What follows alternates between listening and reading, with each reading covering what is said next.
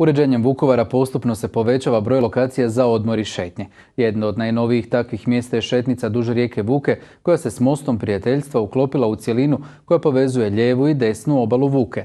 No svaki takav pothvat za ovaj grad i dalje veliki financijski napor, a kako su na uređenje šetnice potrošena sva planirana sredstva, činilo se da će ona do daljnjeg ostati nedovršena, to jest bez zelenog pojasa. No da sve ipak dobije drukčiji ishod, pobrinuli su se članovi Lions klubova u jednoj od njihovih najmasovnijih akcija ikada.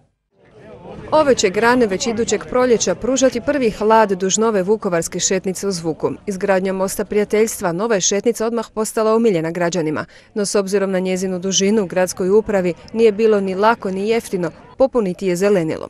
Taj su problem na vrijeme uočili u Lions klubu i prepoznali svoju priliku za djelovanje. Da mi shodno hortikulturalnom planu grada Vukovara na ovoj vukovarskoj šetnici posadimo 130 sadnica lipe. Vrijednost radova sadnica iznosi oko 50.000 kuna.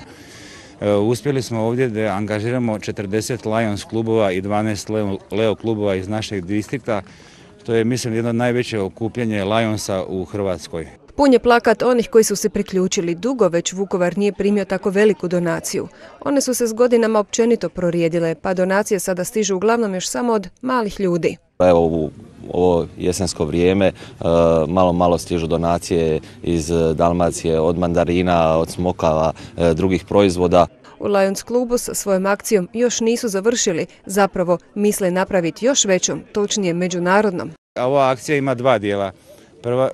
Prvi dio se sad odvija, a drugi dio je na proljeće, kad planiramo i ostatak od 100-tinjak sadnica sa desne strane rijeke Vuke, gdje posadimo i gdje angažiramo distrikt Slovenija i gdje to bude jedna zajednička akcija dva distrikta.